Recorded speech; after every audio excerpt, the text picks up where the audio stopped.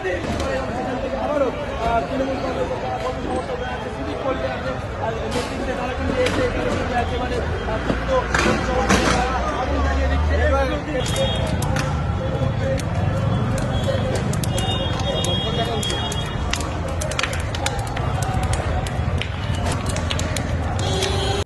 তো দর্শক দেখলেন যে বেহালায় বিজেপির প্রতিবাদ সভা।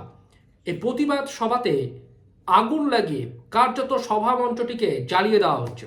এখন এই ঘটনা বেহালার, এবং আপনারা প্রত্যেকেই জানেন যে বেহালার মতন জায়গায় বিজেপি সাংগঠনিকভাবে হয়তো কিছুটা শক্তিশালী, কিন্তু এখানে প্রশ্ন উঠছে দর্শক এই বিষয়ে যে বেহালার মতন জায়গাতে যদি এই পরিস্থিতি তৈরি হয়, তাহলে কলকাতার অন্যান্য জায়গায় যেখানে বিজেপি হয়তো এতটা শক্তিশালী নয়, সেই সমস্ত জায়গাতে কি হতে পারে।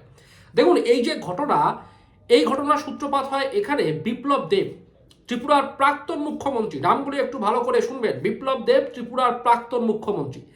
এই ত্রিপুরার প্রাক্তন মুখ্যমন্ত্রী বিপ্লব দেব তিনি এখানে সভা মঞ্চে বক্তব্য রাখেন, এবং বক্তব্য রেখে তিনি চলে যাওয়ার পর, অর্থাৎ তিনি থাকাকালীনই নাকি ঘটনার সূত্রপাত হয়েছিল, তো তিনি চলে যাওয়ার পর কার্যত সভা মঞ্চ ভেঙে, চেয়ারগুলিকে ভেঙে সেখানে আগুন লাগিয়ে দেওয়া হয়। এবার দেখুন, এগুলি কারা করেছেন, কি বৃত্তান্ত, এটা হয়তো প্রত্যেকেই জানেন, কিন্তু স্বাভাবিকভাবেই শাসক দল অস্বীকার করেছেন যে আমরা এই ঘটনার সাথে জড়িত নয়।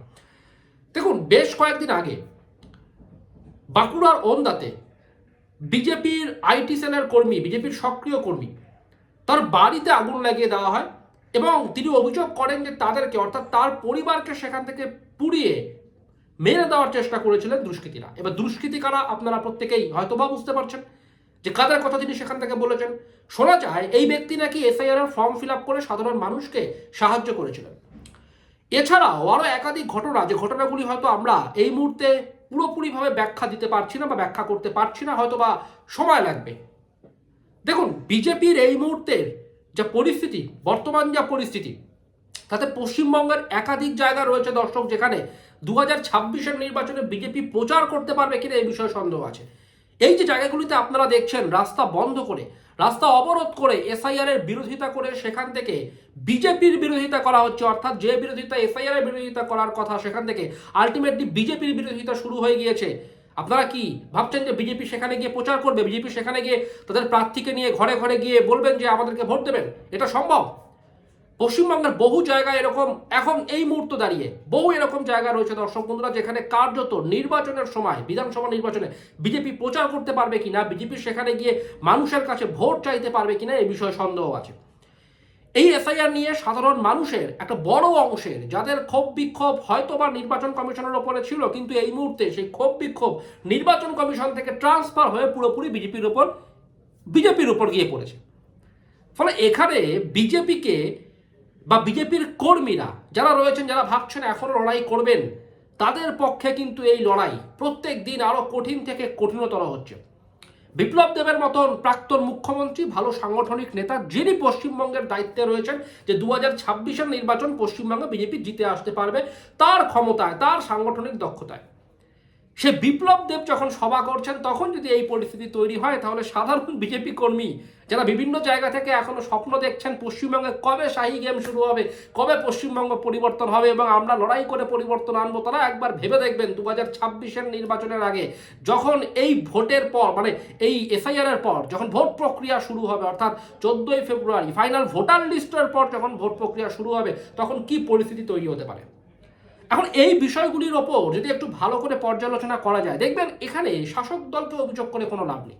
প্রত্যেকটি রাজনৈতিক দল, তৃণমূল হোক, বামপন্থীরা হোক বা বিজেপি হোক, তারা তাদের মতন করে ক্ষমতায় টিকে থাকার চেষ্টা করবেন। কিন্তু এখানে অমিত শাহ কি ভূমিকা নিচ্ছেন? প্রত্যেক মাসে অমিত শাহ পশ্চিমবঙ্গে আসছেন, প্রত্যেক মাসে তিনি বক্তব্য রাখছেন। আমরা বড় বড় কয়েকটি হেডলাইন বিভিন্ন জায়গায় দেখছি যে আজকেই একেবারে খেলা চেঞ্জ হয়ে যাবে, আজকেই সব বদলে যাবে, অমিত শাহ এসে সব পাল্টে দেবেন। অমিত শাহকে এটা বোঝানো দরকার, বা পশ্চিমবঙ্গের বিজেপি আদৌ অমিত শাহকে এই বার্তা দিচ্ছে কিনা সন্দেহ আছে। অমিত শাহকে বোঝানো দরকার যে দিল্লির নির্বাচন, হরিয়ানার নির্বাচন, মহারাষ্ট্রের নির্বাচন আর পশ্চিমবঙ্গের নির্বাচনকে একই সারিতে রাখলে চলবে না, এই বিষয়টি গুলিয়ে ফেললে চলবে না। এই প্রত্যেকটি রাজ্যের নির্বাচনের সাথে পশ্চিমবঙ্গের নির্বাচনের কোনো মিল নেই। ওন্দাতে বিজেপি কর্মীর বাড়ি জ্বালিয়ে দেওয়া হয় না মহারাষ্ট্রে এবং হরিয়ানাতে, সেখানে কোনো বিজেপির কর্মী বাড়ি জ্বালিয়ে দেওয়া হয় না, সেখানে এই কাজগুলি করা হয় না, সেখানে আরএসএস সক্রিয়। পশ্চিমবঙ্গের মতন জায়গায় কিন্তু বিজেপি কর্মীদের এই সমস্যা ফেস করতে হচ্ছে, দীর্ঘদিন ধরে ফেস করতে হচ্ছে। নির্বাচন কমিশন নিয়ে যত বক্তব্য কম রাখবো ততই ভালো। নির্বাচন কমিশন যে কাজ করছেন, দিল্লিতে বসে পশ্চিমবঙ্গের মাটি যে একেবারে মেপে কাজ করা সম্ভব না, এটা নির্বাচন কমিশনকে অনেক আগে বোঝা উচিত ছিল। কোথায় এফআইআর, কোথায় কোন কাজ, যেটা নিয়ে আপনারা প্রত্যেক দিন হয়তো নিউজ পেপারে পড়েন যে নির্বাচন কমিশন বলছেন ভাই এফআইআর করতে হবে, এই করতে হবে। আদতে এগুলি পশ্চিমবঙ্গের ক্ষেত্রে সম্ভব না। এই সমস্ত বিষয়গুলি দিল্লি থেকে বার্তা দিয়ে পশ্চিমবঙ্গে কখনো কার্যকর করা সম্ভব নয়। এছাড়াও দর্শক, বিজেপির যে কেন্দ্রীয় নেতৃত্বরা রয়েছেন, তাদের কাছে এই ভিডিও, তাদের কাছে এই ফটোগুলি অবশ্যই অবিলম্বে পৌঁছে যাওয়া দরকার। তারা যদি পশ্চিমবঙ্গে জিততে চান তাহলে পশ্চিমবঙ্গের মাটিতে দাঁড়িয়ে লড়াই করতে হবে। দিল্লির মাটিতে দাঁড়িয়ে কথা বলে, বার্তা দিয়ে, 2-4টে সভা করে পশ্চিমবঙ্গের পরিবর্তন সম্ভব না। অমিত শাহ শুনলাম তিনি আবারও আসছেন পশ্চিমবঙ্গে, বারাসাতে তিনি সভা করবেন।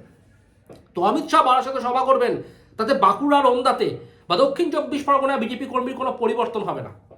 অমিত শাহর সভায় তিনি কয়েকটি ভাষণ রাখবেন, তিনি হয়তো কয়েকটি কথা বলবেন, তিনি হয়তো তৃণমূল কংগ্রেসকে চাঁচাছোলা ভাষায় আক্রমণ করবেন। কিন্তু এই চাঁচাছোলা ভাষায় আক্রমণ করে তৃণমূলের বিরুদ্ধে গ্রাউন্ডে না লড়ে শুধুমাত্র থিওরিটিক্যালি, অর্থাৎ কিছু প্রেস মিডিয়ার সামনে কিছু গোল মিটিং আমি করলাম, সেই মিটিংয়ে আলটিমেটলি লাভটা কি হচ্ছে? এই তৃণমূল কংগ্রেসের বিরুদ্ধে তো অমিত শাহ বড় বড় কথা এর আগেও বলেছেন, কিন্তু আলটিমেটলি শুভেন্দু অধিকারী তিনি দক্ষিণ 24 পরগনায় তার কনভয়ে আক্রান্ত হচ্ছে। শুভেন্দু অধিকারীর মতন বিরোধী দলনেতা, দাপুটে দলনেতা যিনি নন্দীগ্রাম পর্যন্ত জিতিয়ে এনেছেন, তিনি আক্রান্ত হচ্ছেন। আমরা দেখলাম শঙ্কর ঘোষ আক্রান্ত হচ্ছেন, আমরা দেখলাম খগেন মুর্মু ভয়াবহভাবে আক্রান্ত হচ্ছেন উত্তরবঙ্গে শুধুমাত্র ত্রাণ বিলি করতে গিয়ে। তাহলে এই নেতাগুলি যখন ভোট চাইতে যাবেন, যখন বিভিন্ন জায়গায় ভোট চাইতে যাবেন, তার সাথে যখন এসআইআর ইস্যুকে গুলিয়ে ফেলে শাসক দল তাদের কাছে কৈফিয়ত চাইবে, তখন এই দলগুলি কি বক্তব্য রাখবেন বা এই নেতাগুলি কি বক্তব্য রাখবেন, বিজেপির এই প্রার্থীরা যারা সেখান থেকে প্রার্থী হবেন তারা কি বক্তব্য রাখবেন, এটা কি অমিত শাহ বুঝতে পারছেন না? নাকি অমিত শাহ পশ্চিমবঙ্গ নিয়ে অন্য কোনো প্ল্যান করছেন, যে প্ল্যান আদতে 2026-এর আগে কার্যকারী হবেই না? অর্থাৎ অমিত শাহর যে বক্তব্য এবং অমিত শাহ যেটা করতে চাইছেন, নরেন্দ্র মোদী যেটা করতে চাইছেন, দর্শক পশ্চিমবঙ্গের নির্বাচনে এইভাবে হয়তো জেতা যায় না, এটা কিন্তু আরও একটি বার্তা গেল। এবং কলকাতার মতন জায়গায় আবারও বলি, যেখানে বিজেপি কিছুটা শক্তিশালী, বেহালার মতন জায়গায় যেখানে বিজেপির কিছুটা সংগঠন রয়েছে, যেখানে বিজেপির কিছু নেতা রয়েছে, বিজেপির সেখানে মিটিং মিছিল করার লোক রয়েছে, বিজেপির সেখানে কর্মীরা রয়েছে, এই বেহালার মতন জায়গাতে দাঁড়িয়ে যদি এই পরিস্থিতি তৈরি হয়, তাহলে আগামী দিনে দক্ষিণ 24 পরগনার মতন জায়গা, হাওড়ার মতন জায়গা, উলুবেড়িয়ার মতন জায়গা, মুর্শিদাবাদ, মালদা, বেলটাঙ্গার মতন জায়গা, রেজিনগরের মতন জায়গা, সেখানে বিজেপি কি করবে? এই সমস্ত জায়গাগুলি বিজেপি প্রচারটা করবে কি করে, সেখানে মিটিং মিছিলটা বা করবে কি করে? এটা কি অমিত শাহ কখনো ভেবে দেখেছেন?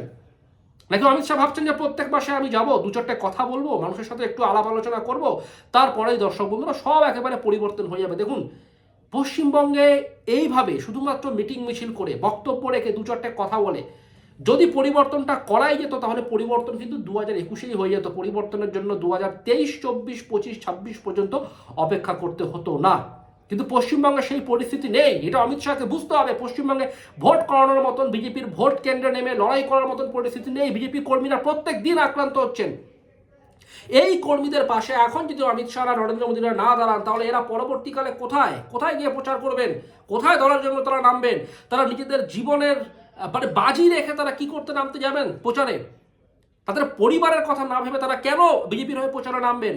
তাদের পাশে যদি এখন এই নেতারা না দাঁড়ান, শুভেন্দু অধিকারী দাঁড়িয়েছেন, শুভেন্দু অধিকারী গিয়েছেন ওন্দার মতন জায়গা, বাঁকুড়ার মতন জায়গায়, সেখানে সৌমিত্র খা ছিলেন, বড় একটি মিছিল হয়েছে দর্শক, সে বিষয়ে কোনো সন্দেহ নেই। কিন্তু এরকম কত কর্মীরা রয়েছেন যারা বিভিন্নভাবে আক্রান্ত হচ্ছেন এবং তারা জানেন যে আক্রমণকারী কারা, এত সত্ত্বেও তাদের বিরুদ্ধে কোনো ব্যবস্থা নেওয়া হচ্ছে না। অমিত শাহ চুপ রয়েছেন, নরেন্দ্র মোদী চুপ রয়েছেন। আমি বলছি না কোনো প্রশাসনিক স্তরে বা কোনো আইনি স্তরে কেন্দ্রীয় বিজেপি তারা হস্তক্ষেপ করুক, কিন্তু আমি বলছি যদিও হস্তক্ষেপ করার কোনো ক্ষমতাও হয়তো বা কোনো রাজনৈতিক দলের নেই কোনো আইনি বিষয় বা অন্যান্য বিষয়গুলিতে, কারণ আমরা আমাদের আইনের ওপর বা আমরা আমাদের এই প্রশাসনিক বিষয়ের ওপর হয়তো বা প্রত্যেকেই এখনো পর্যন্ত আমরা সম্মান করি এবং আমরা আস্থা রাখছি। কিন্তু বিজেপির দলীয় স্তরে কর্মীদের নিরাপত্তা দেওয়া, তাদেরকে নিরাপদে রাখার দায়িত্ব কিন্তু অমিত শাহ। তাদের নিরাপদে রাখার দায়িত্ব কিন্তু এই জেপি নাড্ডার মতন ব্যক্তিদের, যারা হয়তো 3-4টি 8-10টি গাড়িতে নিয়ে ঘুরছেন, কিন্তু কোথায় কোন বিজেপি কর্মী আক্রান্ত হচ্ছেন, পশ্চিমবঙ্গের কি পরিস্থিতি তৈরি হচ্ছে এই বিষয়ে তারা হয়তো অবগত নন। তারা ভাবছেন 2-4টে বক্তব্য রাখবো, 2-4টে মিছিল করবো, সব একেবারে সমাধান হয়ে যাবে, আমরা এখান থেকে ক্ষমতায় আসবো। দর্শক, এই নির্বাচনে শেষ করার আগে আমি অবশ্যই বলবো, এই নির্বাচনে যদি বিজেপি পশ্চিমবঙ্গ থেকে হেরে যায়, 2029-এর নির্বাচনে পশ্চিমবঙ্গ থেকেই কিন্তু আওয়াজ উঠবে যে বিজেপি মুক্ত ভারতবর্ষ, এবং যে বিরোধী দলগুলি রয়েছে তারা পশ্চিমবঙ্গের তৃণমূল কংগ্রেসকে দেখেই অক্সিজেন পাবেন যে বিজেপিকে এইভাবেই কিন্তু হারাতে হবে, এইভাবেই হারানো যায়। ফলে পশ্চিমবঙ্গ হাতছাড়া হওয়া মানে বিজেপির পক্ষে কিন্তু 2029-এ ভারতবর্ষ হাতছাড়া। বিজেপিকে এটা ভাবতে হবে, নরেন্দ্র মোদীকে এটা ভাবতে হবে, পশ্চিমবঙ্গের নির্বাচন যে অন্যান্য রাজ্যের নির্বাচনের থেকে আলাদা এটা কিন্তু বুঝতে হবে। আপনারা আপনাদের বক্তব্য রাখবেন দর্শক, ভালো থাকবেন এবং নজর রাখবেন।